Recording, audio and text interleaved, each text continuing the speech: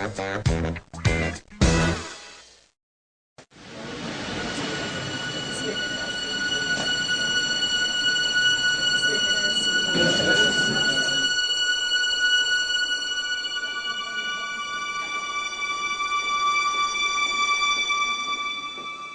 freue mich sehr, dass dieses Event hier passiert in unserem schönen Kino mit Unterstützung der Biennale.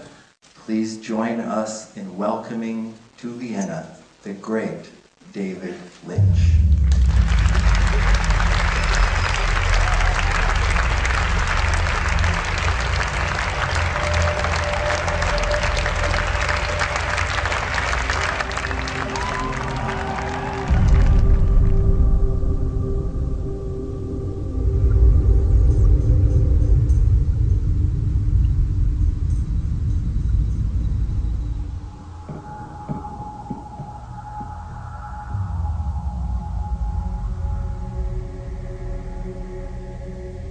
Time.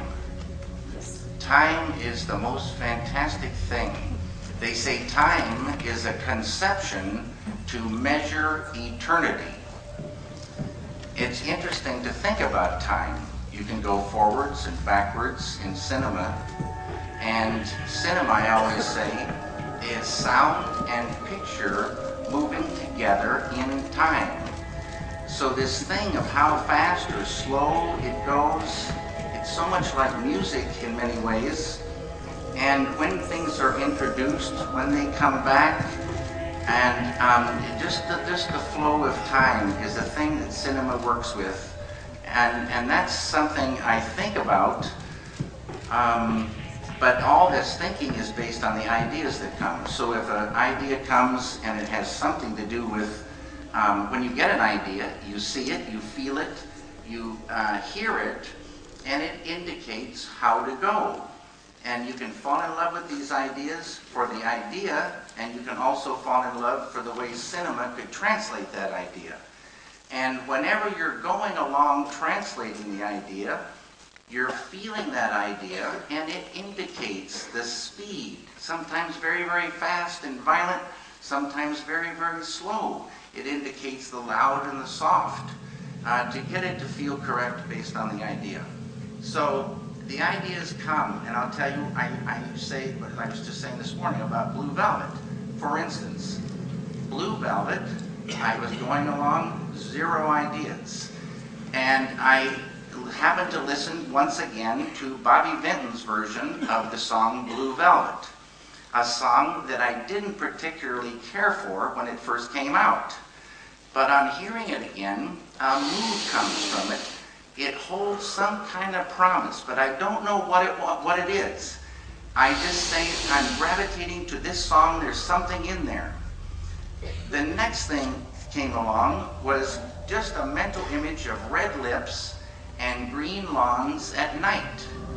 But the lips had a feeling, and the green lawns had a feeling, and that feeling married to that song. And it started just kind of talking.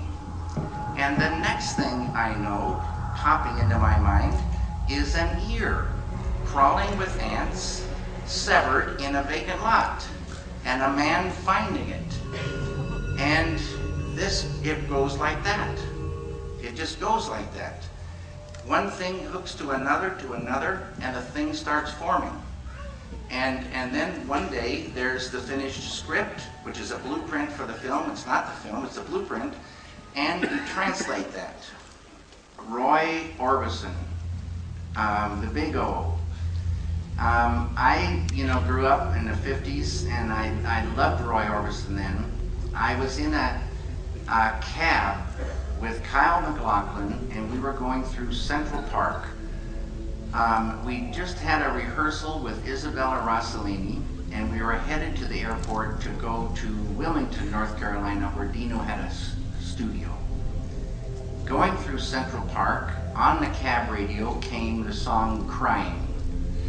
And I hear this song and I say, oh, this is so fantastic. I wonder if it lives in Blue Velvet. Because all the thinking then was on Blue Velvet.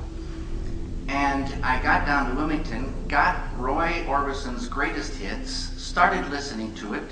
loved it crying once again, but found In Dreams, which just lit my brain up. Fireworks in the brain. I said, this is it. Fell in love with In Dreams by Roy Orbison. It finally got the rights, got it in the film, and later, after the film was released, Roy Orbison saw this film, and he was kind of devastated how In Dreams was used. He was a little bit upset because this song meant something totally different to him, a very personal song. So, but his friends said, Roy, this is kind of a cool thing, and please see it again if you can, in a different light. And bless his heart, Roy went a second time and saw the film, and he came out and he said, you guys are right. This is okay with me. This is really kind of good. Roy and I do transcendental meditation. And so we went into this little room, and I got to meditate with the great Roy Orbison. Thank you all very, very much.